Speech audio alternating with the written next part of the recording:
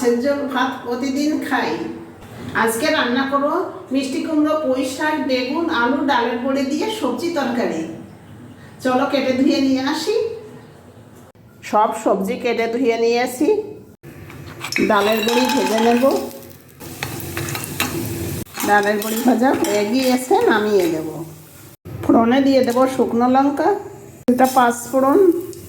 ফোড়ন থেকে খুব সুন্দর গন্ধ বেরিয়েছে, দিয়ে দেবো কেটে রাখা আলু, কুমড়ো। কিছু সময়ের জন্য চাপা দিয়ে রেখে দেব।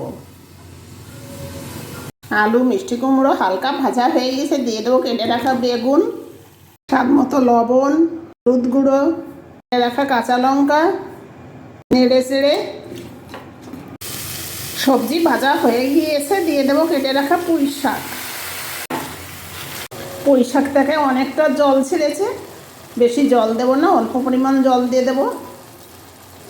সবজি রান্না হয়ে গিয়েছে, দিয়ে দেবো ভেজে রাখা ডালের বড়ি, 1 চামচ চিনি, অল্প পরিমাণ ঘি,